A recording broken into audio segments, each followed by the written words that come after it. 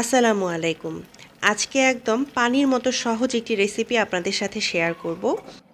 এত সহজে এত মজার একটি রেসিপি আর দ্বিতীয়টা খুঁজে পাবেন না। তো না টেনে ভিডিওটি শেষ পর্যন্ত দেখতে থাকুন। আশা করছি আপনাদের অনেক ভালো লাগবে। তো শুরু করছি। রান্নাটা করার জন্য চুলায় একটি প্যানে আমি কিছু আলু কেটে নিয়েছি, এভাবে গোল গোল করে সেগুলো ভালো মতো ধুয়ে দিয়ে দিচ্ছি। আলুগুলোকে আমি পাতলা পাতলা করে কেটে নিয়েছি। এর সাথে আমি দিয়ে দিয়েছি পাবদা মাছ। পাবদা মাছটাকেও ভালো মতো ধুয়ে পানি ঝরিয়ে নিয়েছি। এরপর এর মধ্যে দিয়ে দিচ্ছি এক মুঠো পেঁয়াজ কুচি, চাইলে এখানে পেঁয়াজ বাটাও দেওয়া যেতে পারে। এরপর এখানে দিয়ে দিচ্ছি 1 চা চামচ আদা রসুন বাটা, দিয়ে দিচ্ছি 1.5 চা চামচের মতো হলুদের গুঁড়ো, 1.5 চা চামচ দিয়ে দিচ্ছি লাল মরিচের গুঁড়ো, ঝালটা আপনাদের স্বাদ অনুযায়ী দিয়ে দিবেন। জিরার গুঁড়ো দিয়ে দিচ্ছি আধা চা চামচ পরিমাণ, স্বাদ মতো লবণ দিয়ে দিচ্ছি।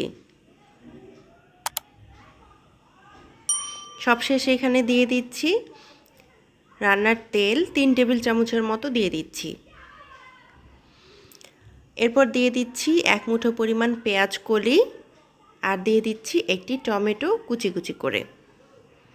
এবার সবগুলোকে খুব ভালো মতো মেখে নিতে হবে। আমি প্রথমেই আলুর সঙ্গে মশলাটাকে ভালো মতো মেখে নিব। এটাকে কিন্তু খুব ভালো মতো একটু সময় নিয়ে মেখে নিতে হবে, যাতে মশলাটা ভালো মতো ঢোকে ভিতরে, এতে করে কিন্তু রান্নার টেস্টটাও বেড়ে যাবে।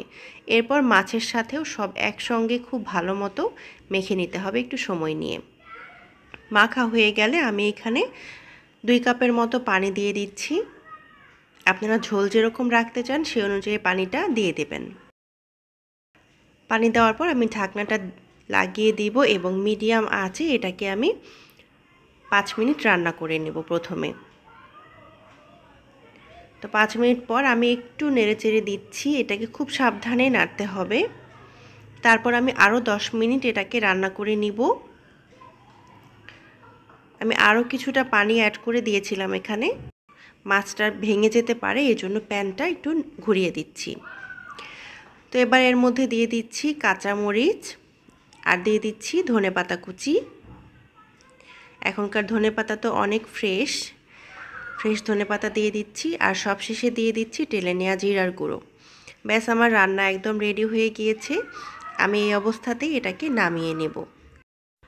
আর ঠান্ডা হয়ে যাওয়ার পর এটাকে আমি গরম গরম ভাতের সাথে পরিবেশন করব।